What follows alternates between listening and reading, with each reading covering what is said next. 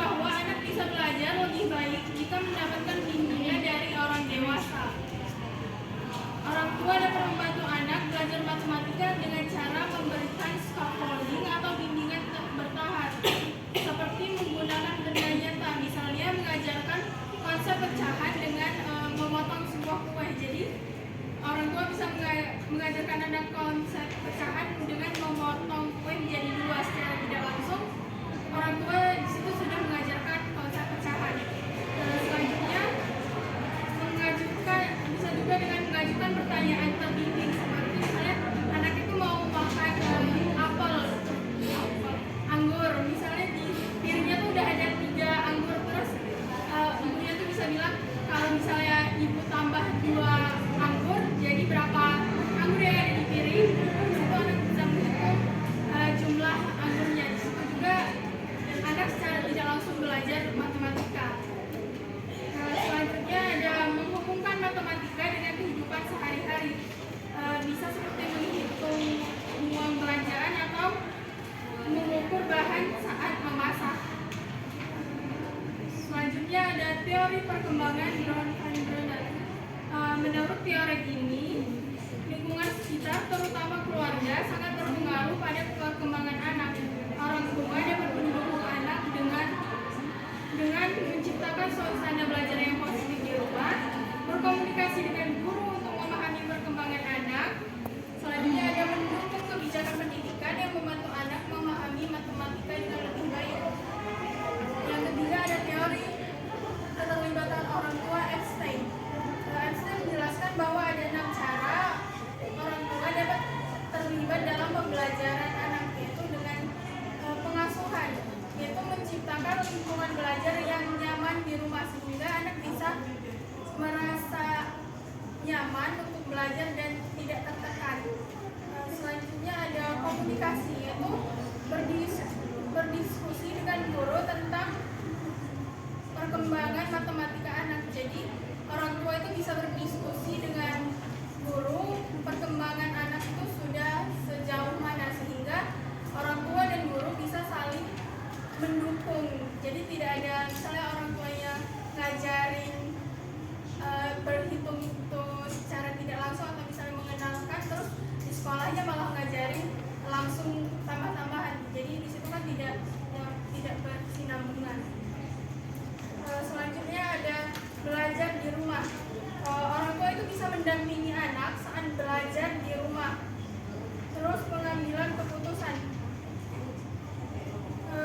berperan aktif dalam kebijakan pendidikan sekolah. Selanjutnya ada kolaborasi dengan komunitas, yaitu mengikuti program pendidikan matematika di perpustakaan atau di komunitas.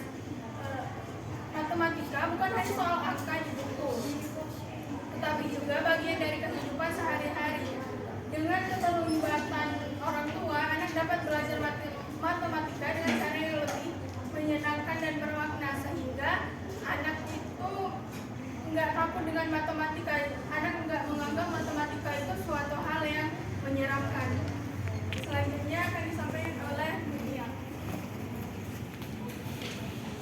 Selanjutnya ada pentingnya keterlibatan keluarga dalam matematika. Keterlibatan keluarga sangat penting untuk prestasi akademik anak. Beberapa penelitian menunjukkan bahwa anak yang mendapatkan hubungan aktif dari keluarga cenderung berhasil lebih baik daripada anak yang kurang diperhatikan. Hubungan ini mempengaruhi motivasi belajar, perkembangan kognitif, dan kesejahteraan emosional anak. Rendahnya prestasi matematika dapat disebabkan oleh kurangnya keterlibatan orang tua. Keterlibatan yang rendah membuat anak kurang termotivasi dalam belajar. Hal tersebut mempengaruhi pencapaian akademis mereka.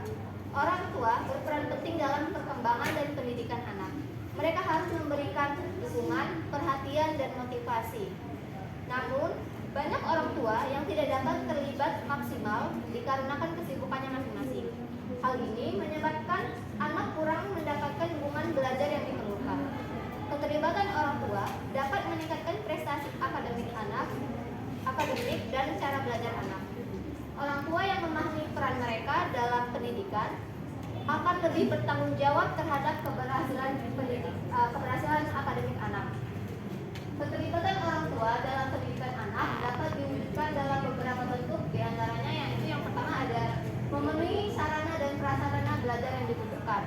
Orang tua bertanggung jawab untuk menyediakan semua kebutuhan belajar yang diperlukan anak, seperti buku, alat tulis, dan akses ke teknologi yang mendukung pembelajaran. Yang kedua ada memperhatikan kegiatan belajar anak di rumah dan memberikan bimbingan jika diperlukan. Orang tua perlu terlibat dalam aktivitas belajar anak di rumah dengan memberikan bimbingan dan dukungan saat diperlukan. Ini termasuk membantu anak dalam mengerjakan pekerjaan rumah dan mendiskusikan materi pembelajaran. Yang ketiga ada mengawasi dan mendukung kegiatan belajar anak di sekolah. Keterlibatan orang tua juga mencakup pengawasan terhadap kegiatan belajar anak di sekolah. Hal ini bisa dilakukan dengan menghadiri pertemuan dengan guru, mengikuti kegiatan sekolah, dan berkomunikasi secara aktif dengan pihak sekolah. Yang keempat ada memberikan motivasi dan dorongan. Orang tua harus memberikan motivasi kepada anak untuk meningkatkan semangat belajar mereka. Hal ini dapat dilakukan melalui ujian, dukungan emosional, serta menciptakan lingkungan pembelajaran yang positif.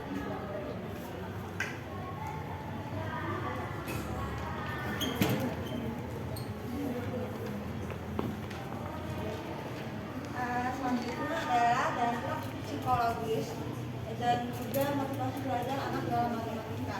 Nah, dampak psikologis di sini berkaitan dengan mental dan perasaan anak, sedangkan sementara motivasi itu berkaitan dengan dukungan seseorang atau keluarga dalam mendukung anak mempelajari pelajaran matematika.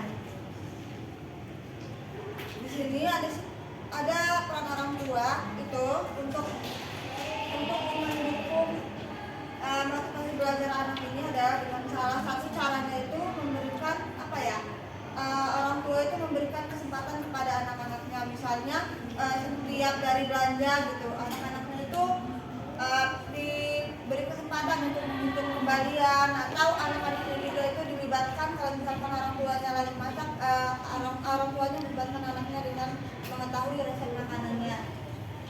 Nah, motivasi ini yang pertama itu ada motivasi dari keluarga dan juga motivasi dari lingkungan sekolahnya. Kalau dari keluarga itu seperti tadi, itu orang tua melibatkan anak dalam proses kehidupannya sehari-hari untuk mengenal matematika. Sedangkan sedangkan dari sekolah itu bisa dengan lingkungan pembelajaran yang kondusif dan interaktif. Selanjutnya itu ada hubungan antara keterlibatan keluarga dan perkembangan kognitif anak. Nah, di sini hubungan keluarga itu dalam pembelajaran matematika memainkan peran penting dalam mengembangkan aspek-aspek kognitif anak, khususnya dalam meningkatkan kemampuan memecahkan masalah dengan cara contohnya berdiskusi, membaca buku, atau melibatkan anak dalam kegiatan yang dapat menstimulus kegiatan kognitif anak.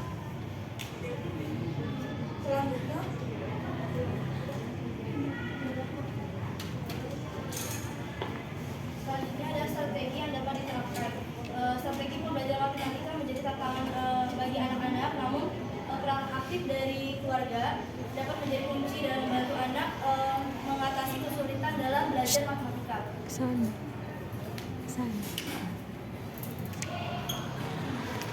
Ada beberapa strategi yang dapat diterapkan oleh keluarga untuk membantu anak belajar matematika.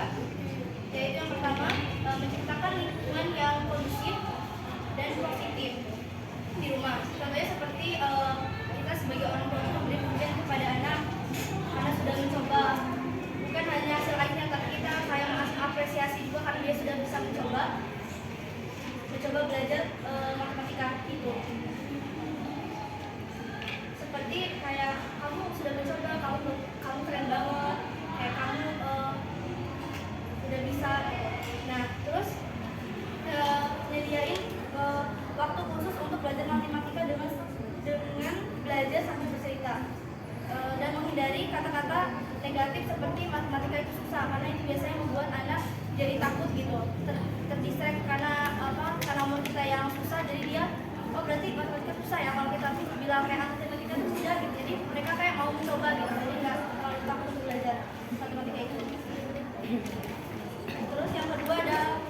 menghubungkan matematika dengan kehidupan sehari-hari. Contohnya waktu misalkan kita memasak, orang tua bisa mengajarkan kayak konsep pengukuran seperti kita butuh misalkan 2 gelas air.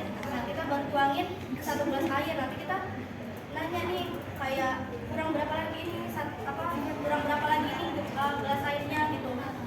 Misalkan oh ya pasti nanti anak kurang satu lagi gelas kurang 1 gelas lagi. Terus yang terakhir ada menggunakan permainan matematika. Contohnya kayak bermain dadu. Anak bisa melempar dadunya dan menghitung jumlah dadu ada berapa. Misalkan kayak kalau misalkan dia main dadu ada 2 terus dia gitu kayak 1 2. Jadi bisa konsep matematikanya bisa diterapkan gitu. Dan selanjutnya akan dibacakan oleh Maria.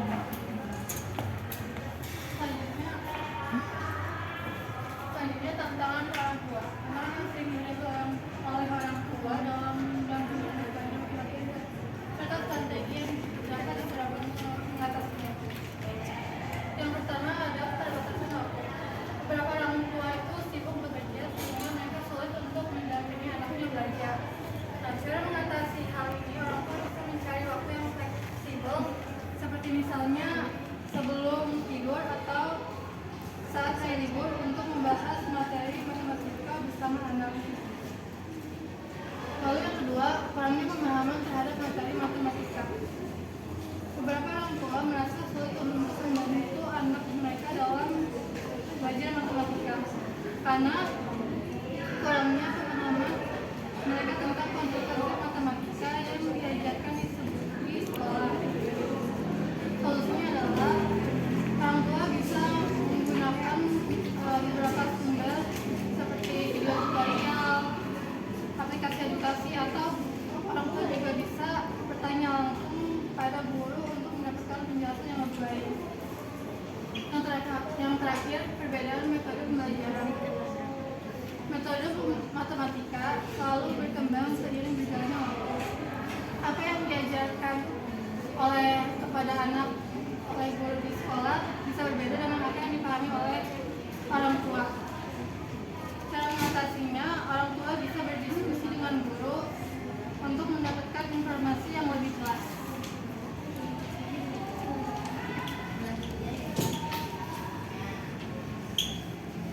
Baik, selanjutnya di sini ada implementasi atau juga contoh kegiatan yang dapat dilakukan keluarga dalam mengajarkan konsep matematika. Yang pertama yaitu ada mengenalkan konsep bilangan melalui aktivitas sehari-hari. Orang tua dapat memanfaatkan rutinitas harian untuk mengenalkan konsep bilangan pada anak. Contohnya seperti gambar yang pertama yaitu bisa ajak anak pergi ke halaman dan ajak anak untuk menghitung. Oh, di sini nih ada berapa pot tanaman ya? Di sini ada berapa pot tanaman ya? Seperti itu. Kemudian yang kedua ada mengklasifikasikan sepatu atau mengelompokkan sepatu. Nah, di situ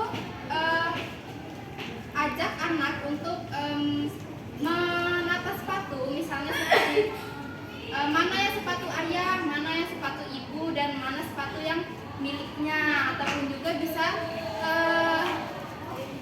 dia menatanya di rak sepatu, ataupun juga kalau nggak ada rak sepatu dia bisa menatanya di lantai seperti itu.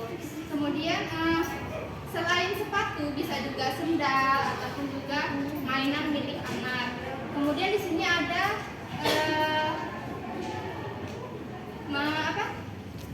menghitung alat makan. Bisa mengajarkan anak misalnya mau makan nih, anggota keluarga ada berapa, jadi tolong dong siapkan piring, sendok ataupun gelas sebanyak anggota keluarga yang mau makan. Kemudian bisa ajarkan juga melipat baju. Melipat baju ini bisa mengajarkan konsep matematika, misalnya seperti dia melipat baju miliknya. Nah, dihitung nih dia sudah bisa melipat baju berapa, juga bisa dikelompokkan juga dari melipat baju ini dari kaos, celana, ataupun juga dari baju-baju milik ayah dan ibunya. Kemudian yang kedua ada bermain permainan edukatif yang melibatkan matematika. Nah, permainan ini seperti congklak ataupun juga ular tangga yang bisa mengajarkan konsep penjumlahan dan pengurangan. Misalnya kan di ular tangga itu bisa main ini kan dadu. Jadi melempar dadu, di dadunya itu keluar berapa angka. Jadi anak bisa menghitungnya nih, maju berapa angka, 6 angka atau 5 angka seperti itu. Kemudian juga kalau misalnya dia kedapatan di ular, dia bisa turun nih, bisa juga diajarkan berapa kotak sih dari atas itu untuk turun dari ular itu berapa kotak. Kemudian yang ketiga, menggunakan benda konkret untuk mengenalkan bentuk geometri. Nah, dari pengenalan bentuk geometri ini bisa memanfaatkan benda di sekitar rumahnya. Misalnya di ruang tamu. Di ruang tamu kan misalnya kan banyak bentuk-bentuk benda yang berbagai macam bentuk. Jadi bisa diajarkan seperti di ruang tamu. Bisa bentuk segi 4, mana sih benda yang bentuknya segi 4, mana yang segitiga dan mana yang persegi panjang. Nah, di sini bisa disesuaikan dengan kemampuan dan ketersediaan benda-benda yang ada di rumah tersebut. Selanjutnya yang keempat yaitu melibatkan anak dalam kegiatan memasak untuk mengenalkan pengukuran. Nah, di sini bisa diajarkan melalui memasak seperti menakar bumbu masakan. Nah, supaya mengenalkan pengukuran di memasak ini menyenangkan, anak bisa menggunakan timbangan, misalnya dari permainan anak yang ada timbangannya tapi yang berfungsi ya, biar bisa untuk mengukur bumbu-bumbunya bisa melalui itu, biar lebih menyenangkan. Kemudian bisa juga menyiapkan bumbu dari masakan kesukaannya seperti itu. Kemudian yang kelima ada membaca buku cerita yang mengandung unsur matematika. Nah, ini dalam buku cerita ini keluarga bisa memilih buku cerita yang isinya itu terdapat konsep matematika seperti pengenalan angka, huruf ataupun juga bentuk. Kemudian yang keenam ada mengajarkan pola melalui aktivitas seni dan kerajinan. Nah, di sini bisa dengan membuat manik-manik. Dari manik-manik ini kan bisa mengumpulkan mengelompokkan warna, misalnya dari warna pink, misalnya kemudian warna merah, ataupun juga bisa mengajarkan pola, bisa bentuk gelang ataupun bisa kalau mau buat kalung bisa yang segitiga seperti itu. Kemudian yang ketujuh ada menggunakan lagu dan nyanyian untuk mengenalkan angka.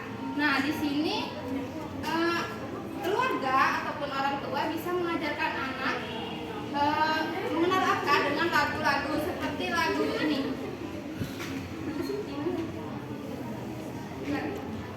1, 2, 3, 4, 5, 6, 7, 8. Siapa lagi ke sekolah? Ya seperti lagu itu kan. Itulah dari lagu itu kan anak bisa belajar urutan dari angka 1 sampai angka 8. Kemudian yang ke-8 ada mengajarkan konsep waktu melalui rutinitas harian. Seperti yang kita tahu ya, di sini anak bisa diajarkan dengan misalnya waktu pagi bisa untuk berangkat sekolah misalnya, terus kalau siang waktunya makan, terus waktu malam bisa untuk waktu tidur seperti itu. Kemudian yang ke-9 melakukan aktivitas berbelanja bersama. Nah, di sini orang tua dapat mengenalkan konsep mata uang. Jika anak itu umur misalnya 4-5 tahun udah tahu uang ya, jadi bisa kayak diajarkan dengan konsep uang dengan berapa jumlah barang yang dibeli. Misalnya kayak tadi bawa duit 5.000 misalnya anaknya. jajan 3.000, ditanya sama ibunya tadi jajan berapa, sisanya berapa, seperti itu. Kemudian yang ke-10 ada menggunakan teknologi edukatif. Nah, di sini keluarga bisa memanfaatkan aplikasi atau permainan edukatif yang dirancang khusus untuk anak-anak. Nah, dalam penggunaan teknologi ini orang tua khususnya harus selalu mengawasi dan mendampingi anak dalam menggunakan teknologi ini, dan juga orang tua bisa ikut bermain seperti di permainan itu ada penjumlahan buah apel, misalnya ditanyain sama ibunya itu apelnya ada berapa, coba dihitung, seperti itu. Selanjutnya.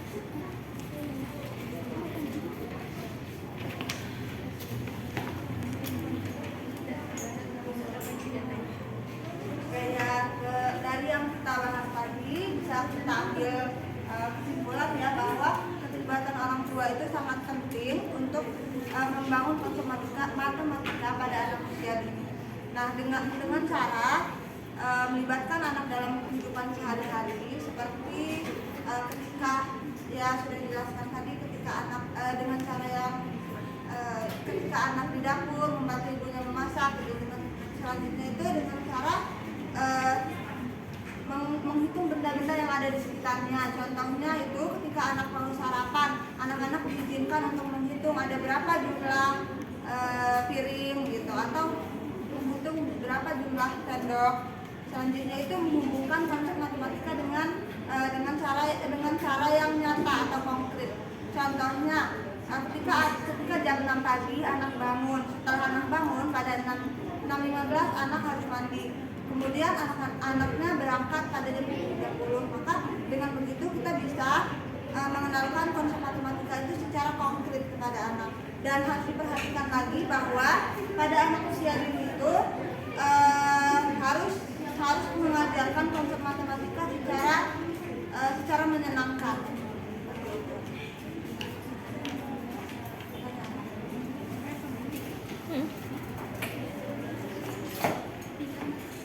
Ya, mungkin di sini kami akan membuka sesi pertanyaan yang terdiri dari satu sortir yang terdiri dari tiga penanya. Kalau dulu ya, kami itu sampai 3 yang di luar ada yang Nanya dulu, habis itu nanti jawaban.